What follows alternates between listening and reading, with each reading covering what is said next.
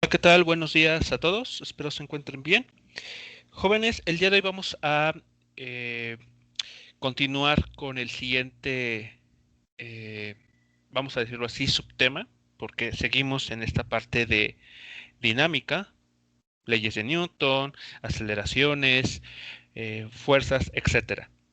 Lo que vamos a revisar el día de hoy es otro de los efectos, vamos a tomar en cuenta otro de los efectos que se generan debido a que se aplican fuerzas. Para esto, bueno, vamos a recordar simplemente a manera de mención los efectos que habíamos comentado, aquí están, que ocurren o que se presentan cuando una fuerza eh, se aplica de alguna manera, ¿no? En alguna dirección. Bueno, recordarán ustedes que en su momento mencionamos que una una fuerza neta, una fuerza resultante, podría generar, por ejemplo, que si un objeto está en reposo, pues comience a desplazarse, ¿no? Comience a avanzar en la misma dirección de la fuerza.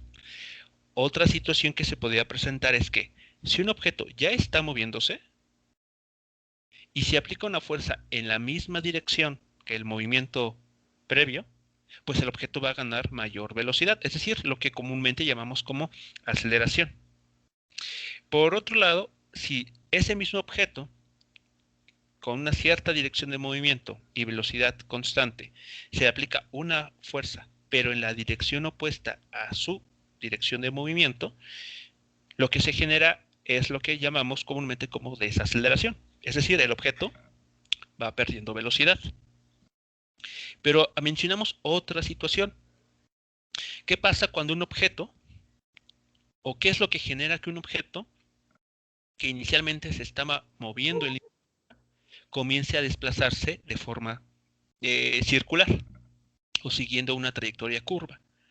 Pues mágicamente eso no va a ocurrir, sino que necesitamos justamente, o eso lo entendemos a través de eh, entender que hay una fuerza presente que obliga a que la partícula comience a dar vueltas, ¿no? Alrededor de un punto fijo.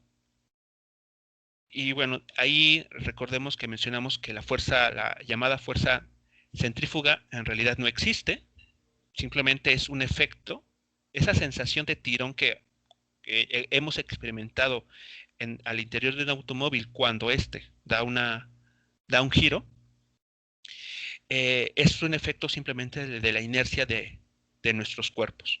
Bueno, justamente en este último efecto es en el que nos vamos a concentrar este día. A este tipo de movimiento que se presenta se le conoce como movimiento circular. El movimiento circular ocurre cuando vamos a restringirnos al caso muy concreto en el que una partícula, un objeto, un automóvil, lo que ustedes gusten, comienza a seguir una trayectoria circular. Un círculo cuyo radio, vamos a llamarlo R minúscula, pero se mueve con velocidad constante.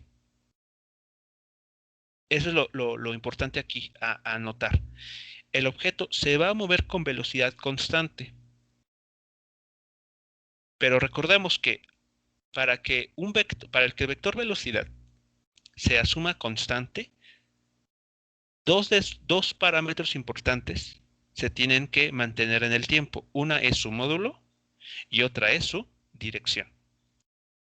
Aquí el módulo del vector velocidad va a permanecer sin cambios. Eso es lo que se quiere decir con rapidez constante. El módulo no va a sufrir cambios. Lo que va a estar sufriendo cambios en todo el recorrido circular es la dirección del vector velocidad. Por lo tanto, veamos aquí. Inicialmente tenemos un objeto que se está moviendo en esta línea recta punteada y mostrada en color azul. El objeto entra de alguna manera, inicialmente pensemos de este modo, de alguna manera comienza a seguir esa trayectoria circular en color amarillo. El vector aquí dibujado tiene el mismo módulo en cada imagen. ¿De acuerdo? El módulo es el mismo. Pero ¿qué está pasando con la dirección? la dirección, vean, está cambiando. Inicialmente apuntaba, si dibujamos aquí un sistema de referencia, apuntaba a un punto en el primer cuadrante, con alguna inclinación. En este otro instante de tiempo, esa inclinación ha cambiado. Y en este otro instante, vean, ahora el vector está apuntando hacia el cuarto cuadrante. Por lo tanto, su dirección no se está manteniendo constante. Y eso es justamente debido a que está actuando una fuerza que tiene como efecto cambiar su dirección. Esa fuerza va a generar lo que vamos a llamar aceleración centrípeta, que siempre va a estar apuntando hacia el interior de la circunferencia. Al igual que la fuerza que obliga a que este objeto permanezca en la trayectoria circular. Va a haber esta fuerza presente aquí, que también va a apuntar hacia el interior de la circunferencia, hacia el interior de este círculo. Es la única fuerza que va a estar presente. Esa fuerza que nos habían platicado tal vez en algún momento, conocida como fuerza centrífuga, la famosa fuerza centrífuga, en verdad no existe. La única fuerza real que experimenta o que está siendo aplicada sobre la partícula durante su trayectoria circular es esta fuerza centrípeta o radial, como también se le conoce, fuerza radial. ¿Preguntas hasta aquí con esta idea? ¿Sí queda claro entonces lo que vamos a analizar ahora?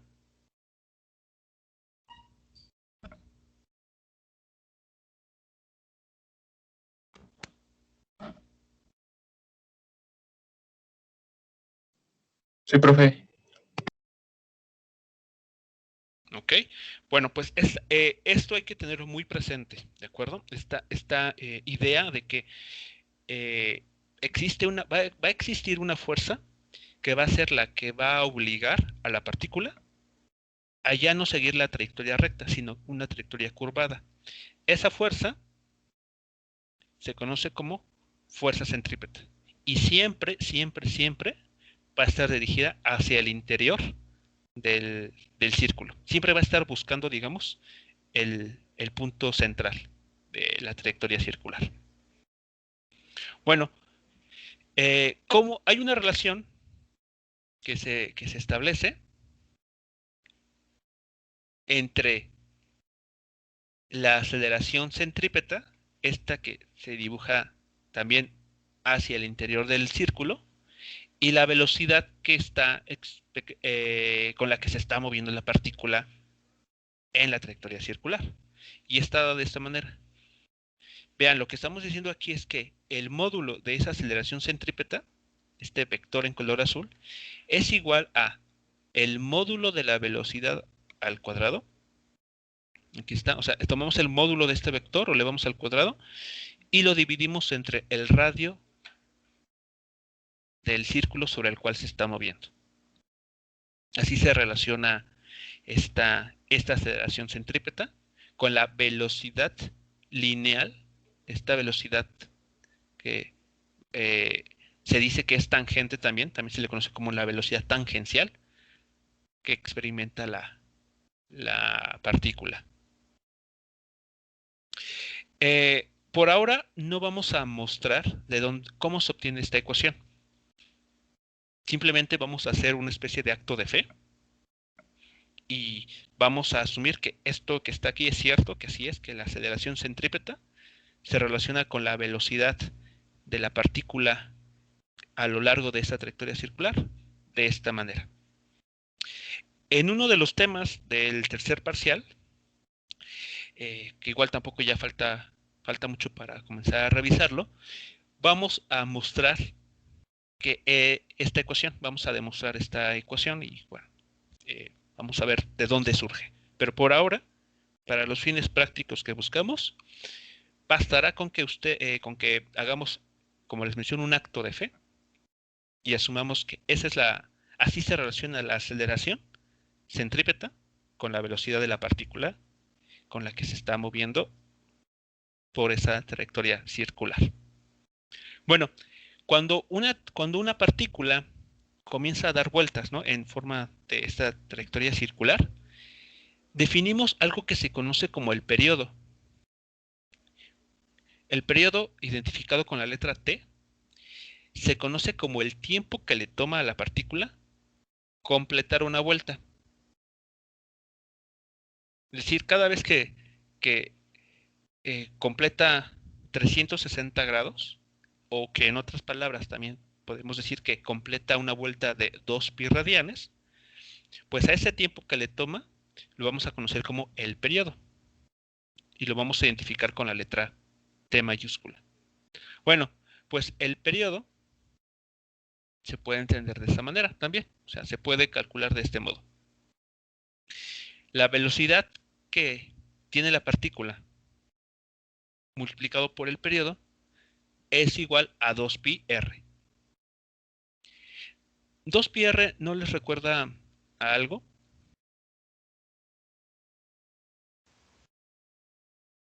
¿Era el área o el perímetro, no? Algo así.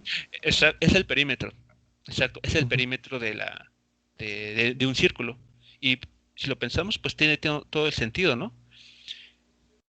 Si un objeto va a recorrer 2 pi radianes, quiere decir que, digamos, estaba en este punto, pues recorrió una distancia exactamente igual al perímetro del círculo. Es lo que está aquí diciéndonos. Con la velocidad que se mueve y el periodo, se está recorriendo una distancia igual al perímetro de la circunferencia. Y pues si despejan aquí el valor del periodo, pues ya tenemos una ecuación para poder conocer el periodo de movimiento.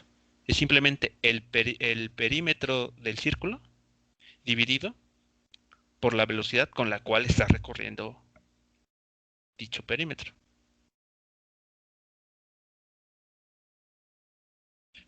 ¿Preguntas hasta aquí sobre estos conceptos?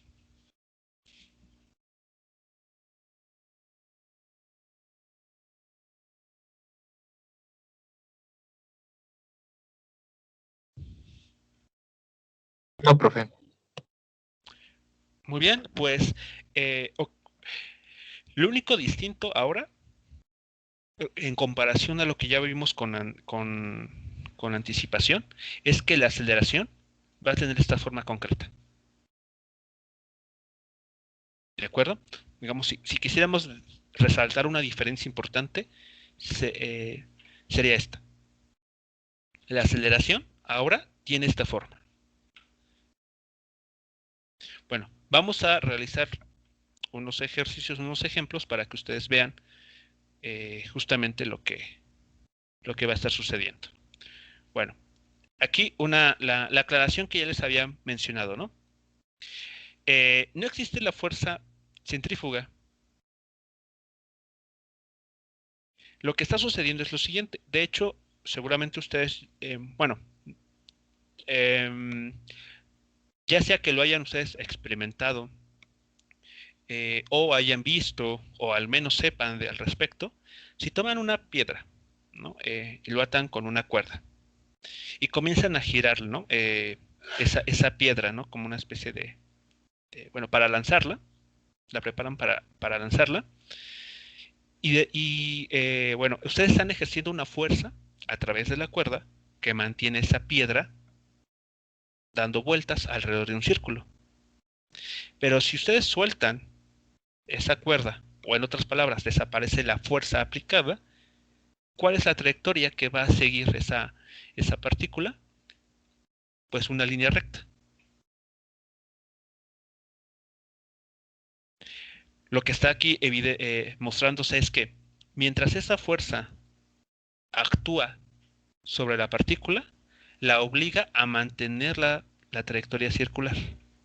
Pero en el momento en que dicha fuerza desaparece, la fuerza centrípeta, la partícula sale disparada, pero siguiendo una trayectoria recta tangencial a la circunferencia inicialmente seguida.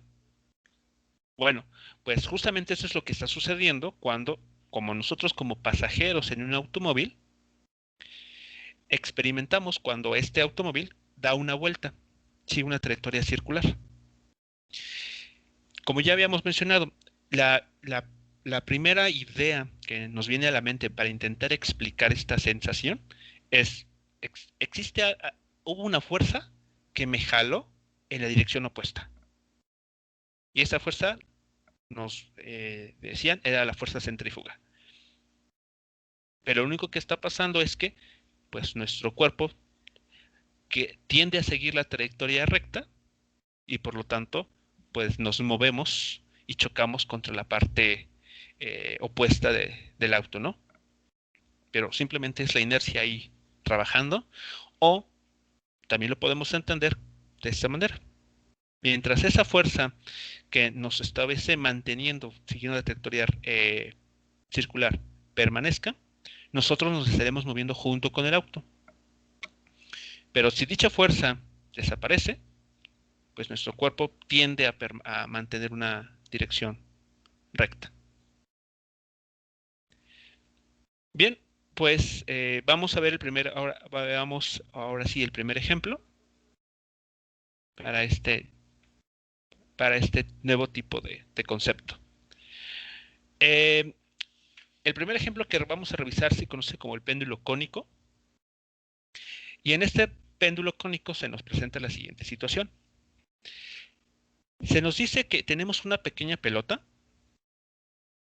con un cierto valor de masa, m, que va a estar rotando.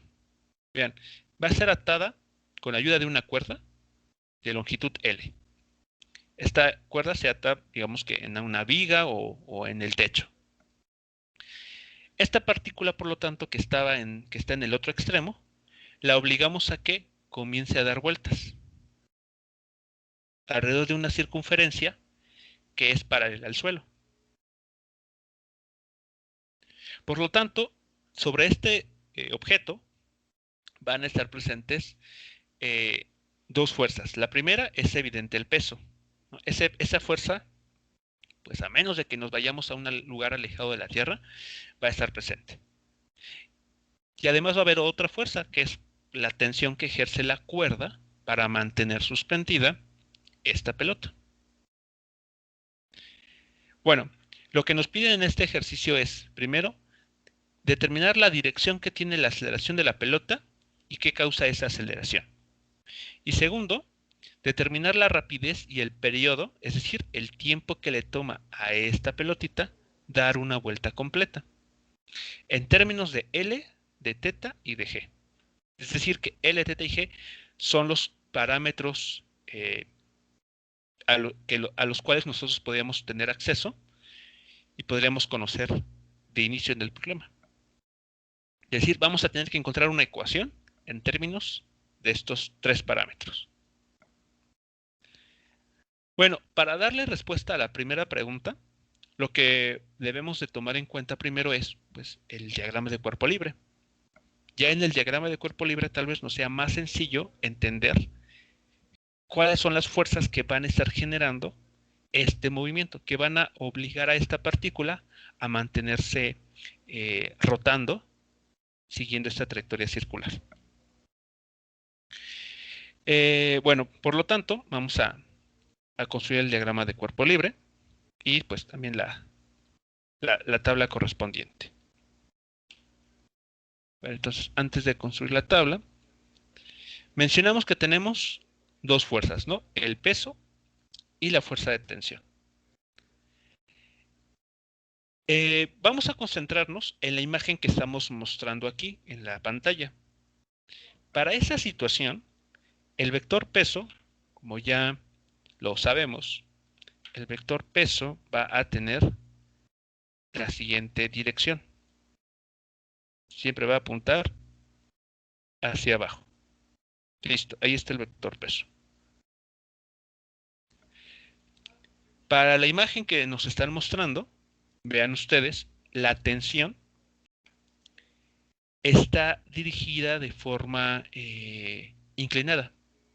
No está actuando verticalmente hacia arriba, ni tampoco de forma horizontal, sino que está haciendo un cierto ángulo. Aquí lo dibujamos. con la horizontal.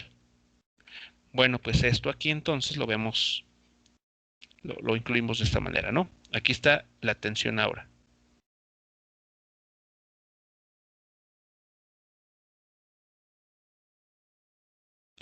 La pregunta ahora es, ¿qué ángulo hay que considerar para esta figura?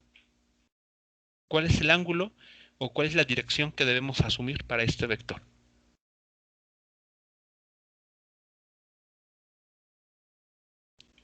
¿Cuál será el ángulo, por lo tanto, que ustedes notan que tendremos que considerar?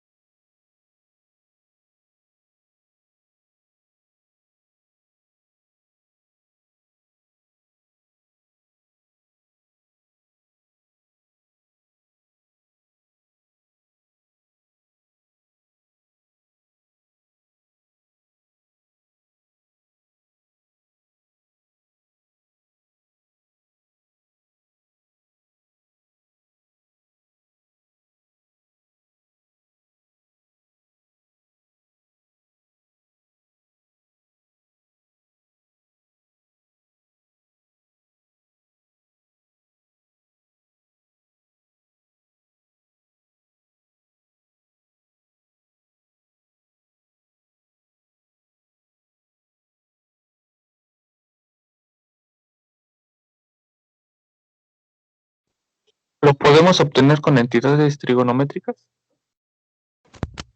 A ver de qué manera podría obtenerse. Conocemos la longitud y el radio. Conocemos la longitud de la cuerda, ajá, el radio. Y el radio. Ok, a ver, aquí hay un ángulo que ya nos está indicando el problema, que es el ángulo que, digamos, al cual nosotros tenemos que levantar el cordón, que es este ángulo teta. Si el ángulo teta vale 0, querría decir que el hilo está así y la masa está simplemente suspendida. Pero bueno, lo que aquí se está queriendo indicar es que este hilo digamos, lo desplazan respecto a la vertical. Y ya que estamos con este ángulo, es que comenzamos a hacer que esta masa comience a girar. Por lo tanto, si tomamos, bueno, digamos que este ángulo ya está dado desde un inicio. Lo ideal aquí es relacionar este ángulo con nuestro vector de tensión.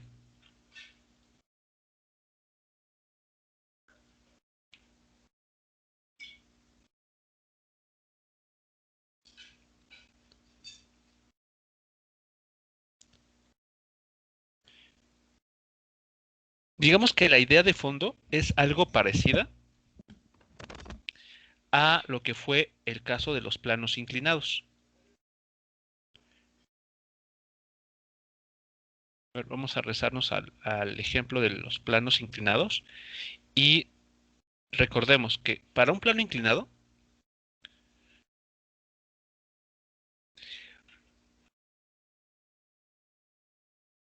el ángulo propiamente de inclinación, que era el ángulo teta, a la hora de dibujar el diagrama de cuerpo libre, dicho ángulo aparecía en nuestro diagrama.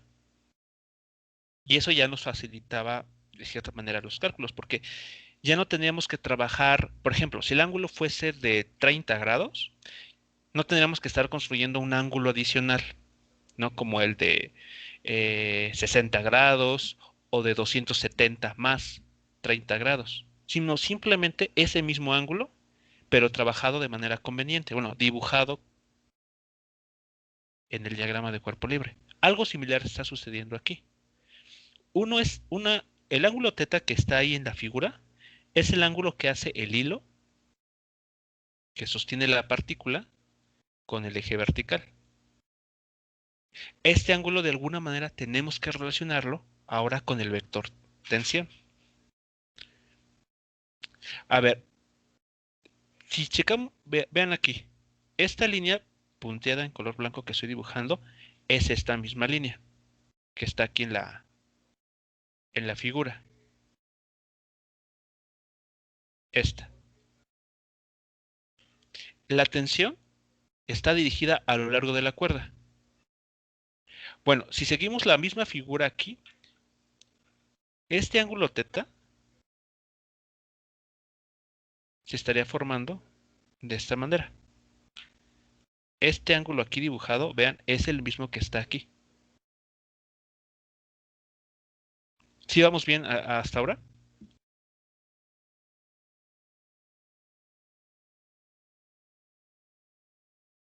Sí, profe. Sí. Ok, ahora, medir un ángulo de esta manera es un poco complicado, ¿no? O sea, hasta este momento, pues, generalmente lo que hacíamos es medir el ángulo, o lo que hacemos generalmente es medir el ángulo, que eh, o dibujarlo, de tal manera que se forme entre el vector y uno de los ejes del sistema de coordenadas. Eso es a lo que estamos generalmente habituados a hacer. Bueno, para seguir con esa idea, hay que notar, por lo tanto, lo siguiente. Aquí tenemos dos líneas paralelas. A ver, los voy a resaltar. Aquí está la primera, el eje Y. Aquí está esta otra línea, que es la línea punteada. Y tenemos esta línea que está cortando estas dos, que está pasando por estas dos líneas paralelas. Si ustedes recuerdan un poco de geometría analítica, este ángulo teta, ¿dónde vuelve a aparecer?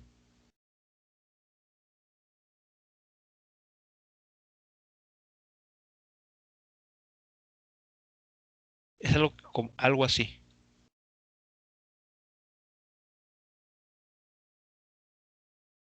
Estos ángulos reciben ciertos nombres, ¿no? Tienen nombres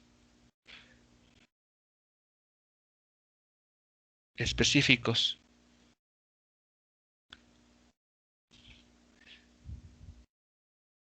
Cuando tienen dos líneas paralelas y una recta secante, se forman entre ellos ángulos, como los que están ahí mostrados. ¿Y qué es lo que se cumple en esos casos?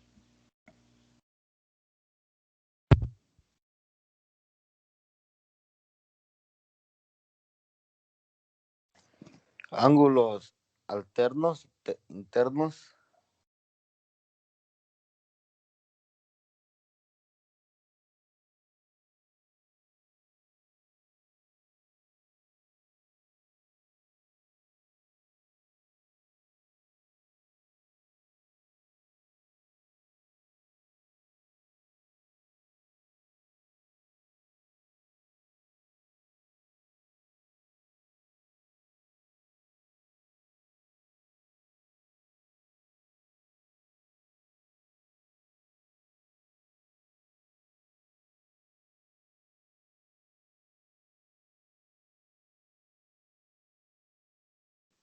Entonces sería 90 grados menos teta.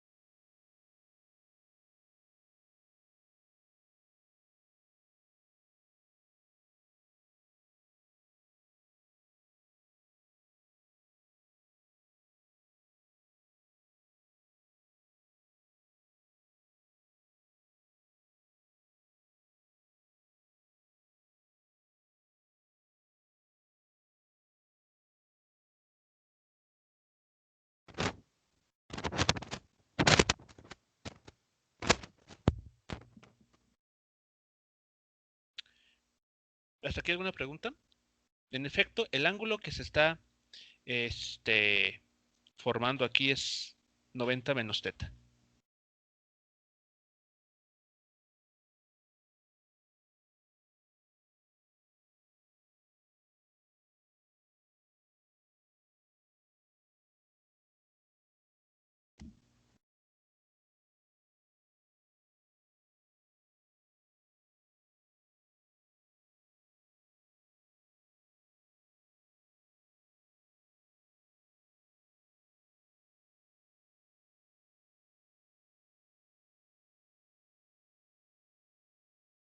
¿Hasta aquí alguna otra pregunta, comentario sobre esta construcción?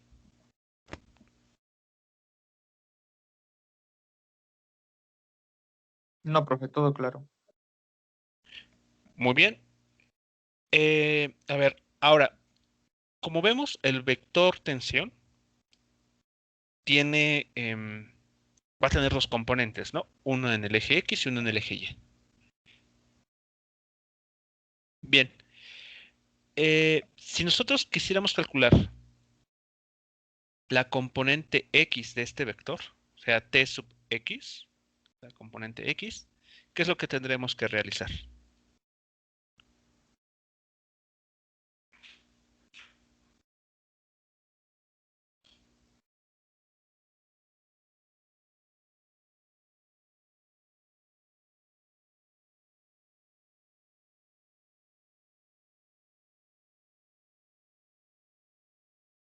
El módulo por el coseno del ángulo, ¿Qué ángulo en este caso? 90 menos teta. Ok, sería el módulo del vector T, simplemente así lo podemos identificar, por el coseno del ángulo 90 grados menos el ángulo teta.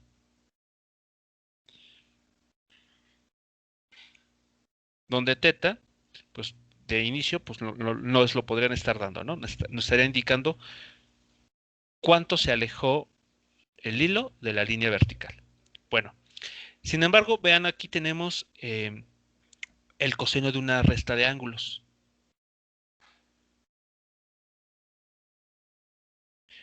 Podemos hacer uso de identidades trigonométricas como las que similares al mismo procedimiento que se hizo en el plano inclinado, de tal manera que podemos demostrar que esta tensión Tx también se puede expresar como T por el seno del ángulo teta.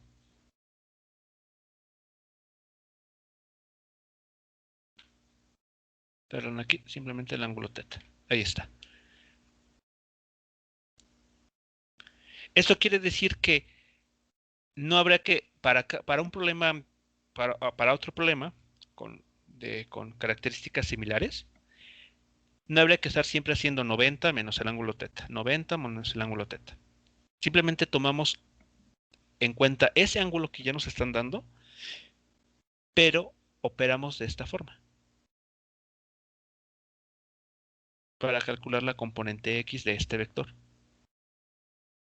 Y la razón está justamente porque este ángulo que está aquí dado en el problema es el ángulo complementario a este que habitualmente nosotros trabajamos.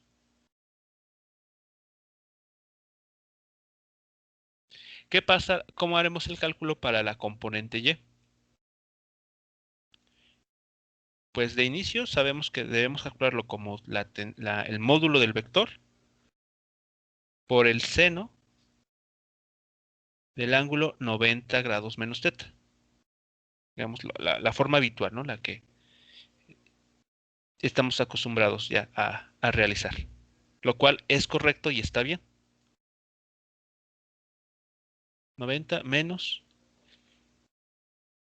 el ángulo teta.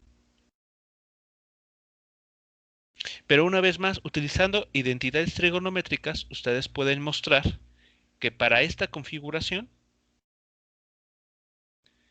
la componente Y se puede expresar también como el módulo del vector tensión por el coseno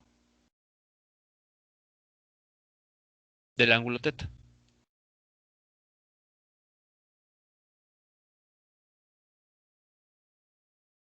Así también se podría entonces encontrar esas componentes. ¿Preguntas aquí? Con esta parte, con estos comentarios.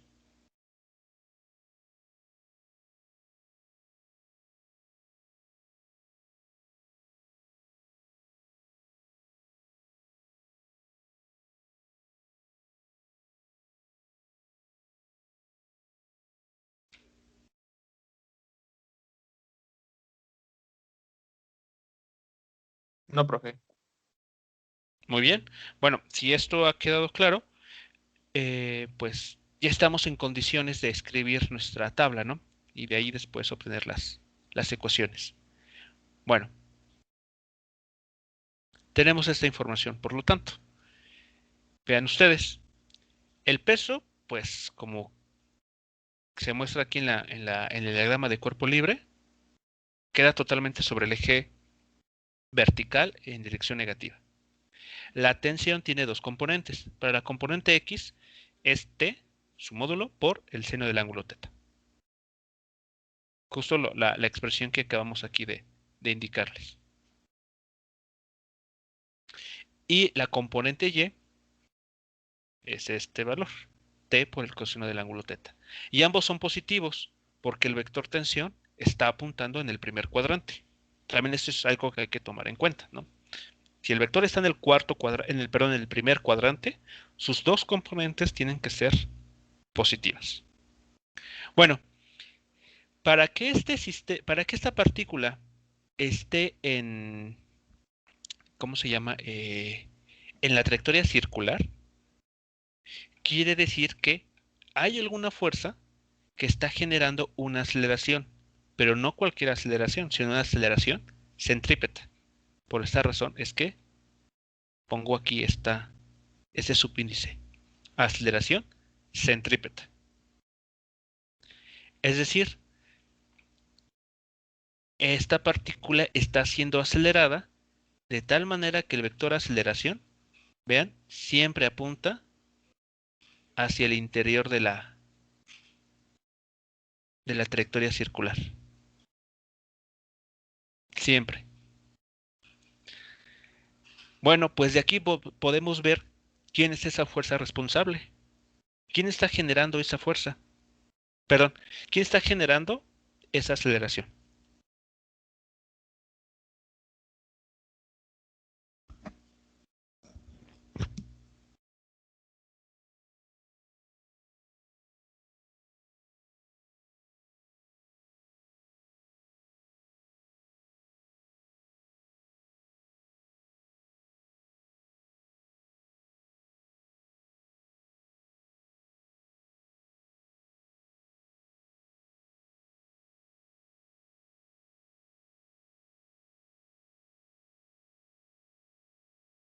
La fuerza de tensión. La tensión, sí, pero no completa, ¿no? Sino su componente X, este término, ¿no? Si fuese la fuerza de tensión completa, querría decir que aquí hay una T. Pero bueno, como vemos aquí en el diagrama de cuerpo libre y en la propia ecuación que está aquí, este término, es la componente X de la tensión. ¿Qué pasaría? ¿Qué piensan ustedes que sucedería si esa fuerza desaparece? O sea, si cortamos el hilo. ¿Qué podría ocurrir con la partícula?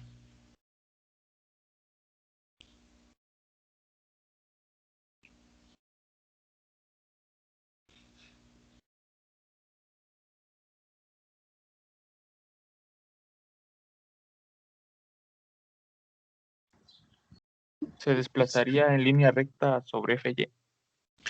Así es.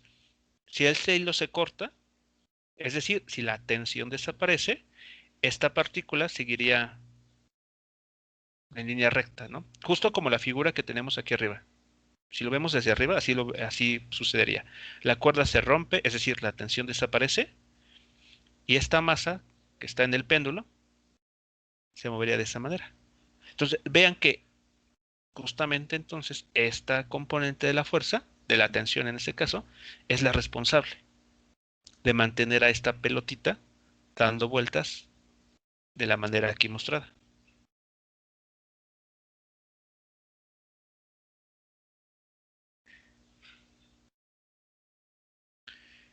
Hasta aquí todo bien, podemos seguir avanzando o hay alguien con alguna duda de lo que tenemos hasta aquí.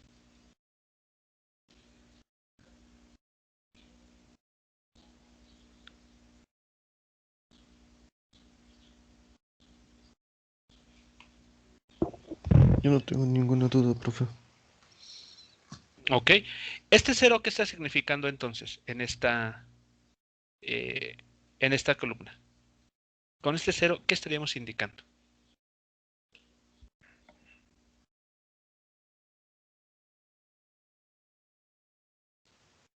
Que no hay una fuerza en F y Y. Bueno, en el eje Y. En el eje Y si hay fuerzas, son estas. Bueno, que Que no no hay hay movimiento. movimiento. Ok, que no hay movimiento en la dirección vertical, es decir, que la pelota lo único que hace es moverse a lo largo del radio que está aquí.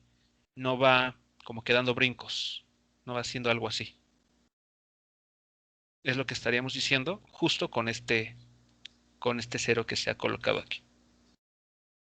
Todo el movimiento está efectuándose en la dirección X. Bueno, eh, seguimos entonces con el análisis de este problema.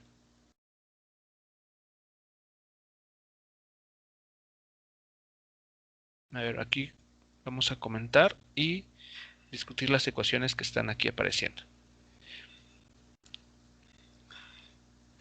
Lo que teníamos hace un instante, ¿no? Durante su movimiento, la pelota va a seguir un movimiento a lo largo de una trayectoria circular, ¿no? Por cómo está atada y la cuerda, ¿no? Lo que le permite realizar como movimiento.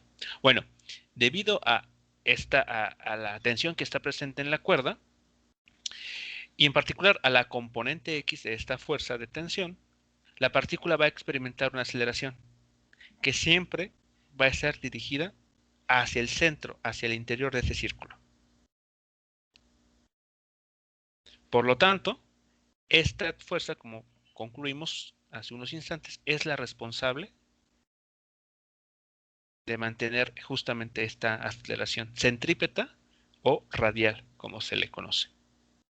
Bueno, si construimos las ecuaciones a partir de la información en esta tabla, para el eje X que estaríamos encontrando, que la tensión multiplicada por el seno del ángulo θ es igual a la masa por la aceleración centrípeta. Si despejamos, pues vean ustedes, tenemos ya cuánto vale la aceleración centrípeta en términos de la masa de la pelota, del ángulo con el que el ángulo que está formándose entre la línea vertical y el hilo que sostiene esta pelota y la tensión. Pero aquí nos faltaría la tensión, no la conocemos. Pero si analizamos el eje Y, ¿qué podremos encontrar? Bueno, pues que la tensión resulta esto que está aquí dado, a lo cual vamos a llamar la ecuación 2.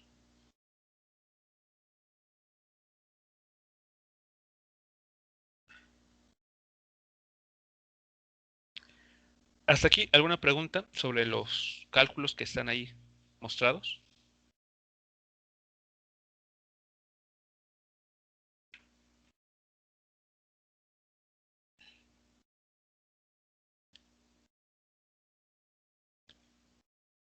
Vean que estas ecuaciones, las primeras dos líneas, son solamente resultado de, como ha sido en los ejemplos anteriores, de leer de forma vertical nuestra tabla y pues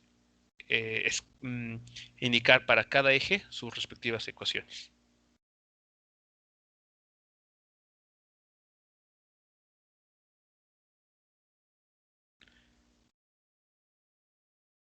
Bueno, nos preguntaban entonces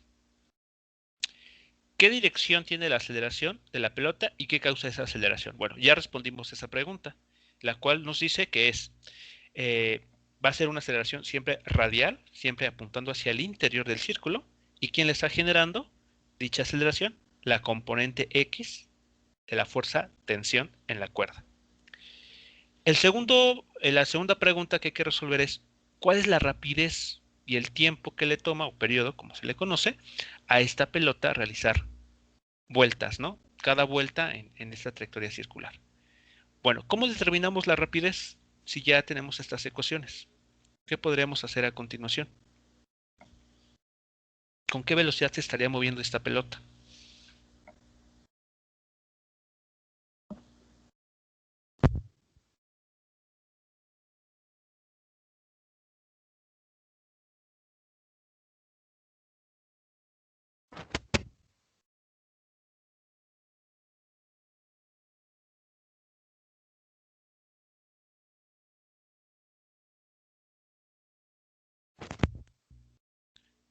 ¿De qué manera podríamos traer al campo de juego el término de velocidad con la que esta partícula se estaría desplazando?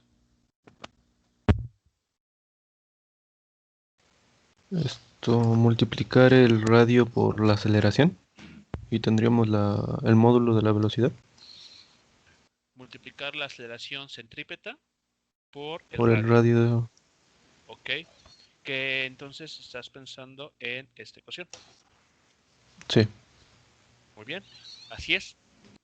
Vean que justamente bueno, a partir de este resultado, justamente esta ecuación que les pedí, que por el momento asumiéramos que es cierta, podemos aquí conectar justamente la velocidad que nos está pidiendo el problema. Bueno, pues es solamente cuestión de hacer algunas sustituciones en estas ecuaciones. Bueno, para empezar, necesitamos conocer la aceleración. Si seguimos el procedimiento sugerido de multiplicar la aceleración por el radio, tendríamos que conocer la aceleración centrípeta. Pero pues de las ecuaciones 1 y 2 ya queda bastante fácil, ¿no? Determinarla. Habíamos dicho, la aceleración centrípeta depende de la tensión. Y la tensión, a su vez, está dada en esta ecuación. Por lo tanto, sustituyendo ecuación 2 en la ecuación 1, ya tenemos la aceleración centrípeta.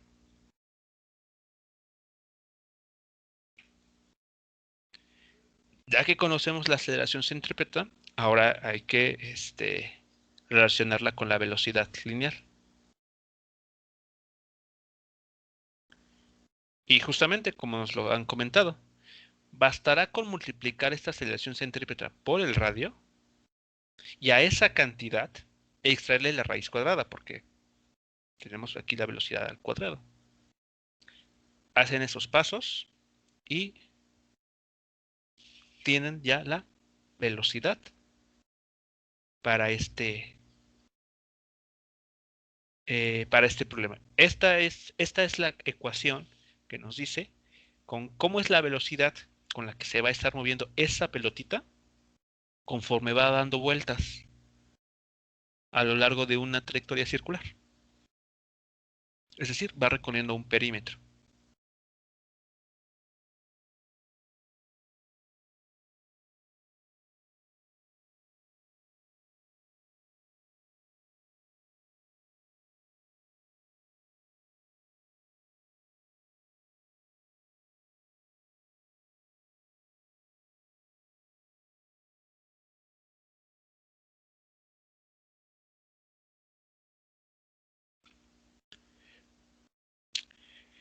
Bueno, aquí podremos, por ejemplo, dejar la R indicada, así como, bueno, que es el radio de la circunferencia, pero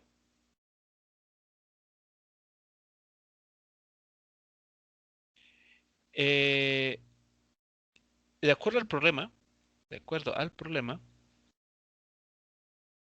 nos dicen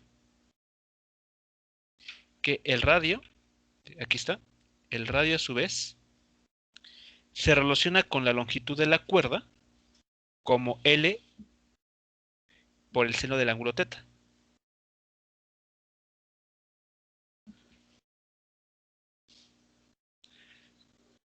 Bueno, pues, si sustituimos en esta última ecuación, o penúltima, mejor dicho, el valor de la R,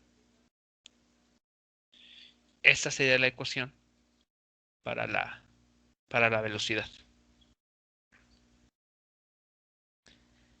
Vean que queda en términos de las variables que el mismo problema nos pidió, en términos de G, en términos de la longitud de la cuerda y en términos del ángulo con el que la cuerda se tiene que desplazar ligeramente respecto a la vertical para pues dar lugar al péndulo cónico.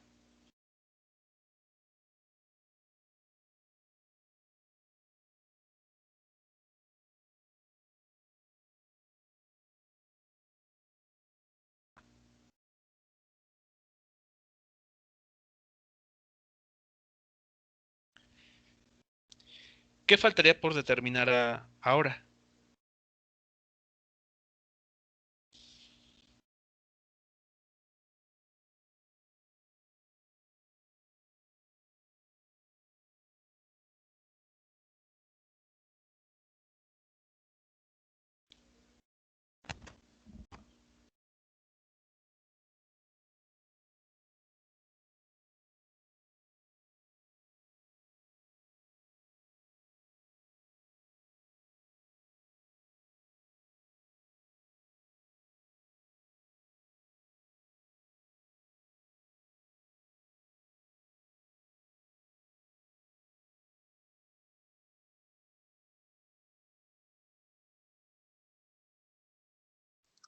Creo que nos falta determinar el tiempo, ¿no?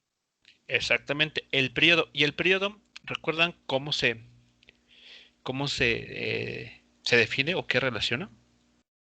2pi por radio entre velocidad. Exactamente, ¿no? El perímetro de la circunferencia sobre la velocidad. Pues ya tenemos todos los términos en este caso para poder construir esa ecuación. Bueno, aquí, para no confundirlo con el AT de tensión, por única ocasión, vamos a señalarlo con otra letra, que será bueno. Ya sé.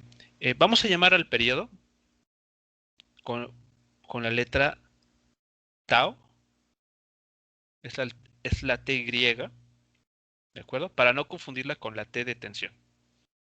Bueno, el periodo en este caso va a ser igual a, bueno, ya sabemos que es 2pi por r, donde r es el radio de la circunferencia. Pero en este caso, ¿cuánto vale r? Pues ya nos lo dijeron, ¿no? Vale L por el seno del ángulo teta. Esto ya es como parte del propio enunciado que nos dio esa información. Dividido por el valor de la velocidad. La velocidad es la que tenemos aquí presente. Entonces, vean, la ponemos así.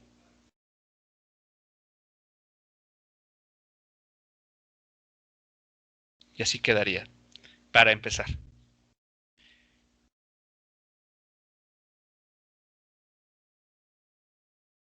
Y listo. Esta sería la expresión para el periodo. Esta sería la ecuación para el periodo. Ahora, ¿ustedes recuerdan, o bueno, si es que llegaron también a utilizar, por ejemplo, este proceso creo que se llama radicalización, en el que, por ejemplo, tienen un término A y, por ejemplo, raíz de A. Vamos a ponerlo mejor aquí, A cuadrada. Y estos términos, como es la misma base, distintos exponentes, se pueden simplificar. Y nos quedará, por ejemplo, A a la 3 medios. Aquí, ¿cuáles son los términos que se pueden operar de esta manera? L seno de teta y aquí abajo L seno de teta.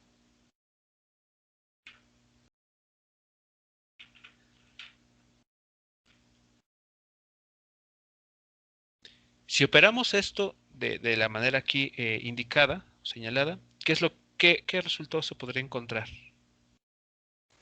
L de seno teta a la 3 medios.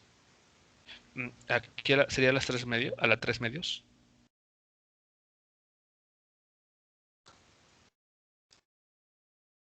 A ver, este término, este L seno de teta, este solo, ¿qué exponente tiene? 1 sería la 1 medio, ¿no? Exacto. Este tiene exponente 1. Y el que está aquí abajo, De un medio. un medio, porque está la raíz cuadrada, ¿no? Aquí está. Por lo tanto, si estos dos términos en amarillo se simplifican, ¿con qué exponente quedará el término L seno de teta?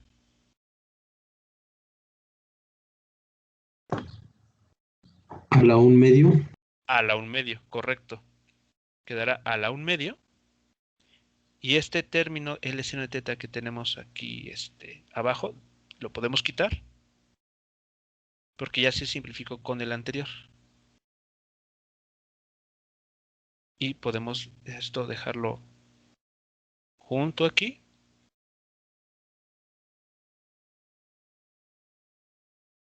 Déjenme ver aquí y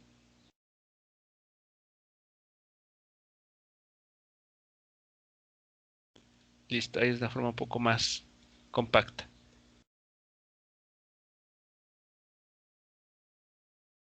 Ahí está. O si les molesta el 1 medio, pues lo podemos expresar como raíz cuadrada también.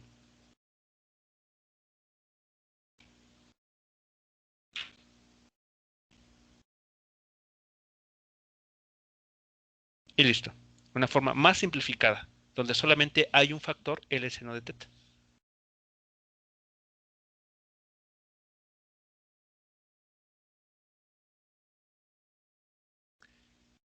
Ok. Hasta aquí, ¿alguna pregunta, comentario sobre ya este resultado final para el periodo de este movimiento?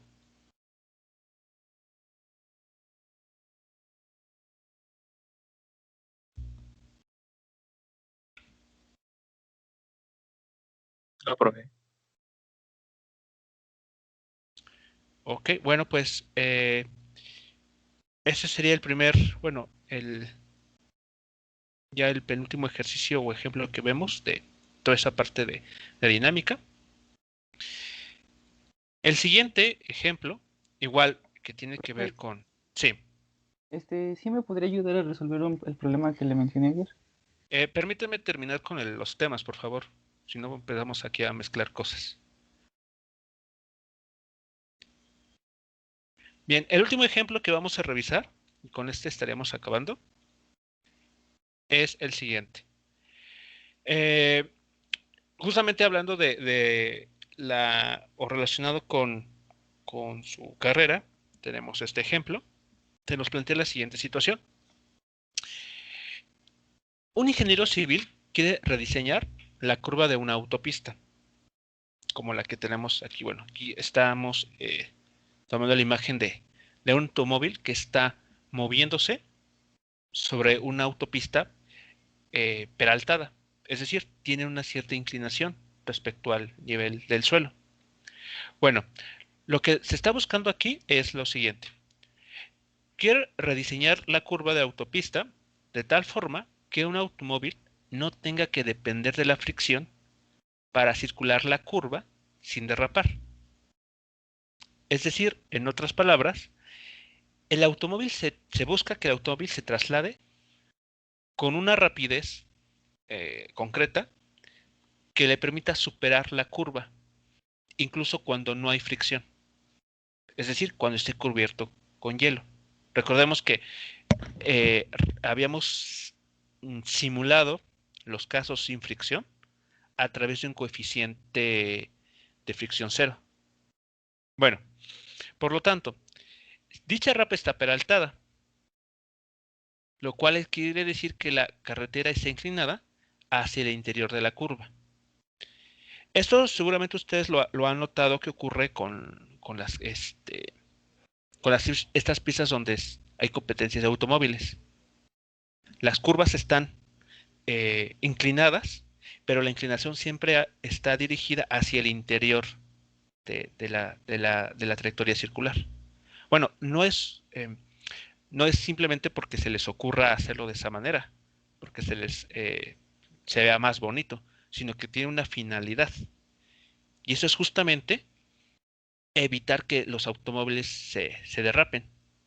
Bueno, suponiendo que la rapidez que se busca sea de 13.4 metros por segundo y que el radio de curvatura de esta pista, de esta curva, sea de 35 metros, ¿cuál es el ángulo de peralte adecuado con el que se tiene que rediseñar esta autopista para, pues, justamente cumplir con lo que se está pidiendo aquí? Bueno, para determinar esta inclinación, vamos a tener que, como es habitual, proceder primero con un análisis de fuerzas. Es decir, vamos a construir primero el diagrama de cuerpo libre para esta situación. Bueno, vamos a tomar como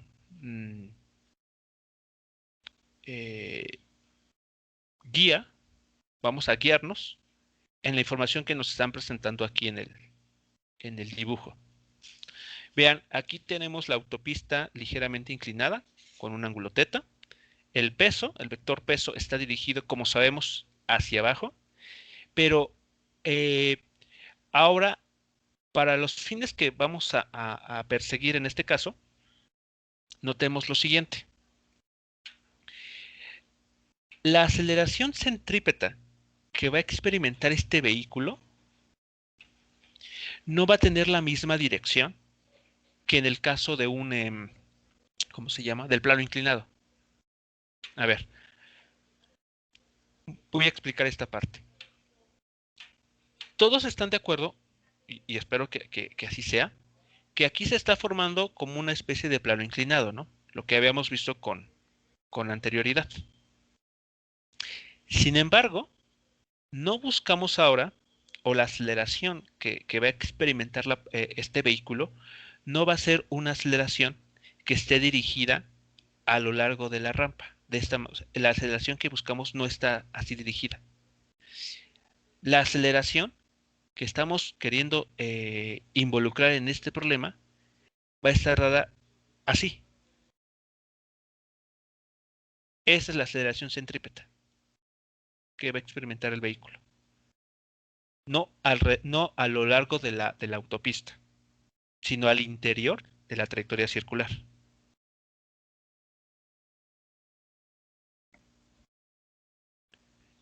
Sí queda claro por qué.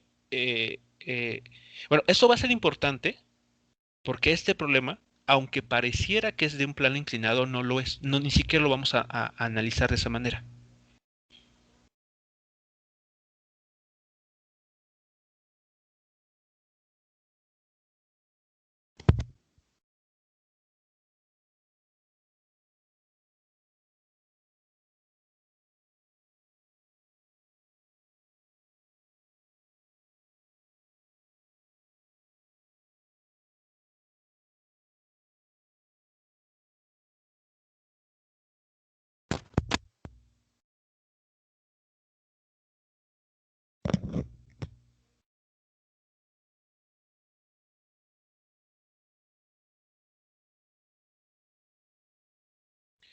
¿Sí es claro entonces lo que les acabo de comentar?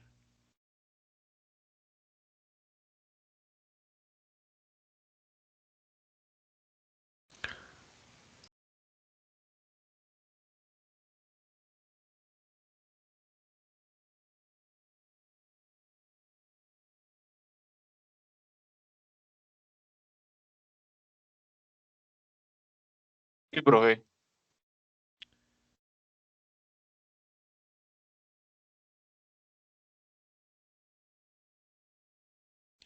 Bueno, por lo tanto, nuestro diagrama de cuerpo libre va a tener la siguiente forma. el peso, como ya sabemos, va a estar dirigido hacia abajo, hacia el centro del planeta. Aquí está el peso de ese vehículo. La normal, por su parte, va a tener dos componentes. Vean, la normal ahora la vamos a dibujar así.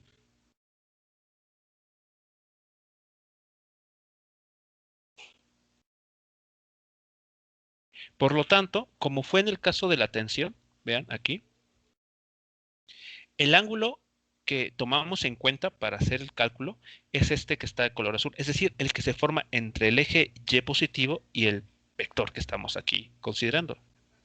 Lo mismo va a suceder en esta situación. De hecho, está ahí indicado en la figura que nos proporciona el problema. Este es el ángulo θ que se estaría considerando, que justamente es el ángulo θ del peralte. Bueno, ahí es cuestión solamente de apelar un poco a la geometría del problema, y ustedes pueden corroborar o verificar que en efecto el ángulo que se está formando entre el eje Y y el vector normal es igual al ángulo del peralte. Bueno, pues si estamos observando esto, podemos hacer la construcción que ya sabemos y que está aquí mostrada finalmente. Si analizamos las componentes de fuerzas aquí, saltándonos la tabla, encontramos lo siguiente. Como el vector n en este problema concreto está en el segundo cuadrante, la componente x de este vector tiene que tener signo negativo. Aquí está. ¿De acuerdo? El signo tiene que ser negativo porque el vector normal está en el segundo cuadrante. La aceleración centrípeta, esta flecha que dibujamos aquí en rojo, ¿qué dirección tiene? De acuerdo a nuestro sistema de referencia.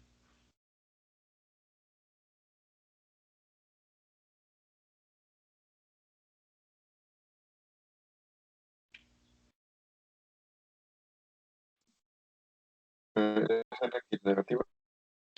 Dirección X negativa, así es, por lo tanto, aquí también le ponemos ese signo. Por lo tanto, este signo es porque el vector normal está en el segundo cuadrante, y ese signo menos es porque la aceleración que va a experimentar el auto en esta situación apunta hacia la izquierda. Bueno, ¿qué pasa con las componentes en el eje Y? Pues tenemos la componente del peso que apunta hacia abajo. Bueno, el vector peso, aquí no hay componente, es todo el vector peso apunta hacia abajo. Y la componente Y del vector normal apunta hacia arriba, como vemos en la figura. Si ustedes hacen aquí el despeje de la aceleración centrípeta, pues pueden encontrar que la aceleración centrípeta es igual a la normal por el seno del ángulo θ entre m. Y a su vez, de la ecuación en el eje Y, encuentran esta otra relación. Aquí no hay como tal nada complicado. Y finalmente, recordando que b cuadrada entre r nos está dando la velocidad, perdón, b cuadrada entre r nos está dando la aceleración centrípeta, este término, pues haciendo combinaciones similares al del caso anterior, pueden conocer el valor del ángulo de peralte. Es decir, con qué inclinación se tiene que diseñar la carretera de tal manera que el vehículo pueda avanzar sobre de ella sin riesgo de derraparse, sin riesgo de resbalar.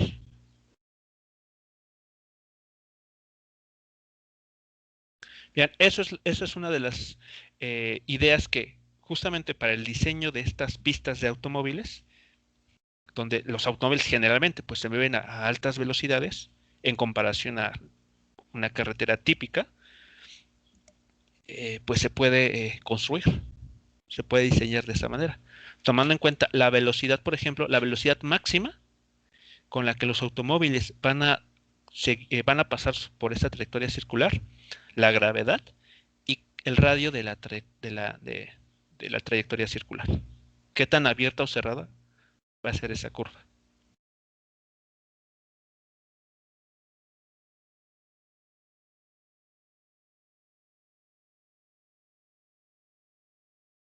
Para los datos del problema, para los datos numéricos del problema que tenemos aquí presentes, ¿cuánto sería el ángulo de peralte?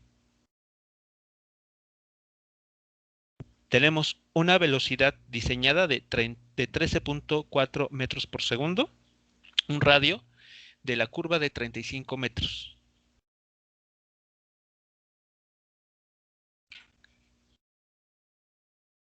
¿Cuál sería el ángulo para esta situación concreta?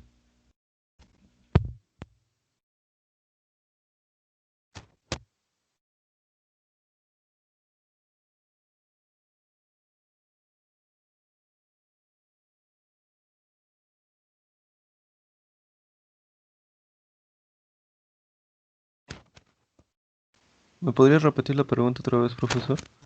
Por favor. Es la pregunta del problema. ¿Cuál es el ángulo de peralte?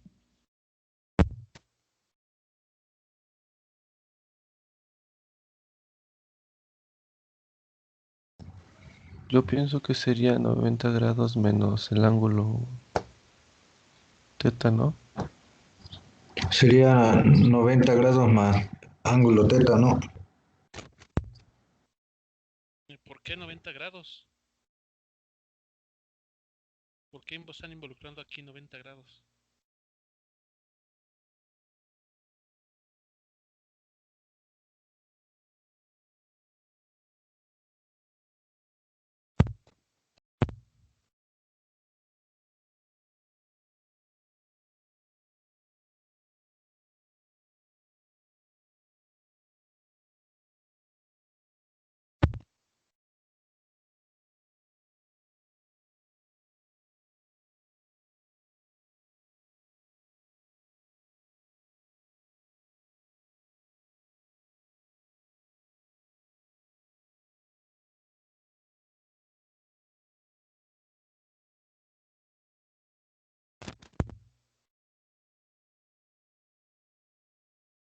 El ángulo de peralte es justamente este, el ángulo teta, es el que aparece en el diagrama de cuerpo libre y que aparece en estas ecuaciones.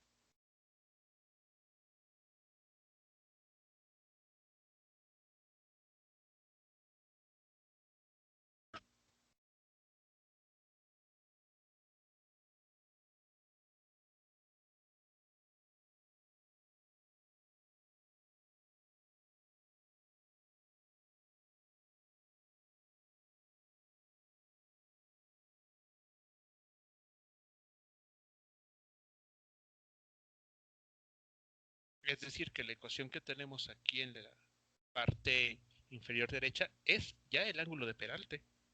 No hay que sumarle o restarle nada más.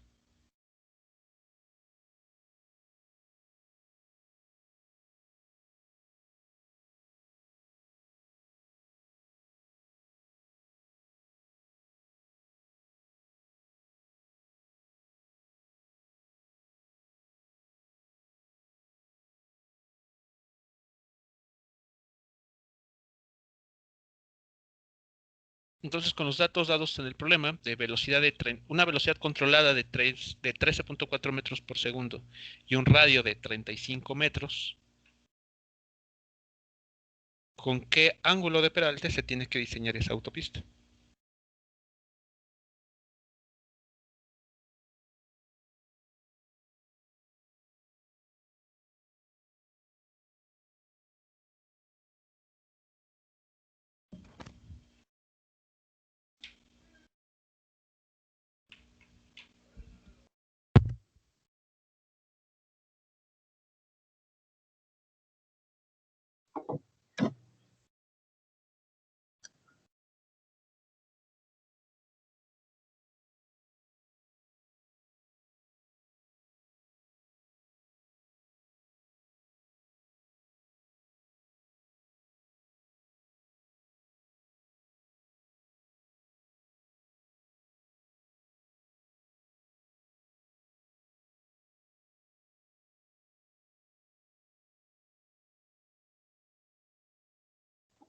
2.23 grados. ¿Cuánto, perdón? Se escuchó un poco cortado. No escuché la primera parte. 2.23 grados. 2.23 grados. Sí.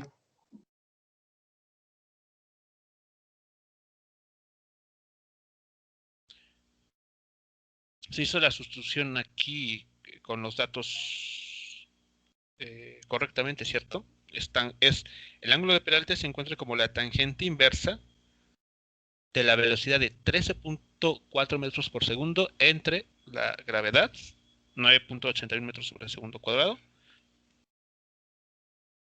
entre bueno, aquí elevado al cuadrado, evidentemente, aquí falta un cuadrado, entre el radio de la trayectoria del círculo, que son de 35 metros.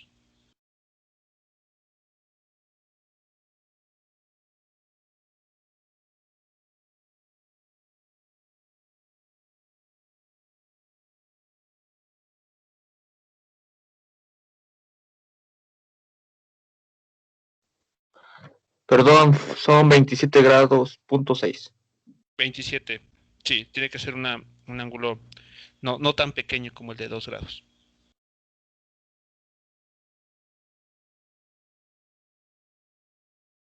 Bien, pues digamos que para fines prácticos, así es como, si ustedes están interesados en no solo la parte interna o que tienen que ver con el diseño del propio automóvil, sino incluso también en esos aspectos que tienen que ver en dónde o cómo tiene que ser el medio por el cual se está desplazando un vehículo, pues cuestiones como estas son las que hay que tomar en cuenta, ¿no? También para justamente el diseño de estos medios o pistas o autopistas.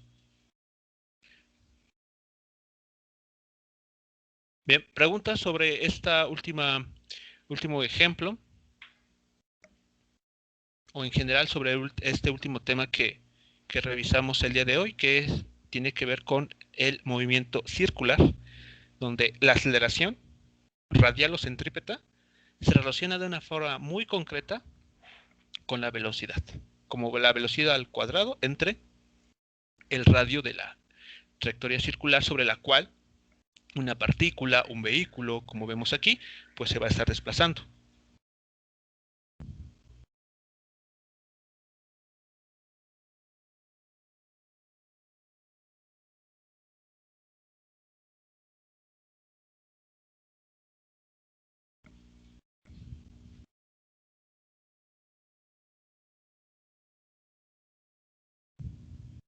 No, profe. Creo que no, profe. Bueno, pues con esto estaríamos cerrando el segundo tema de este segundo parcial, que tiene que ver justamente con dinámica. La siguiente semana vamos a comenzar con el siguiente tema, que tiene que ver con cuestiones de trabajo mecánico, energía, conservación de energía mecánica, etcétera. Y bueno, recuerden ustedes que para el día martes ya hay una tarea agendada que ustedes tienen que entregar, relacionada justamente con el tema de fuerzas, ¿no? Toda la parte de las ecuaciones de Newton. Igualmente en Classroom ya hay una lista de ejercicios que ustedes no tienen que entregar, pero sí es recomendable que en algún momento los resuelvan, comiencen a practicar con ellos para pues irse entrenando para los ejercicios que pueden presentarse en el examen. Bien, con relación a la sesión de la clase de este día, pues estaríamos terminando justo ahora y nos estaremos escuchando el día lunes.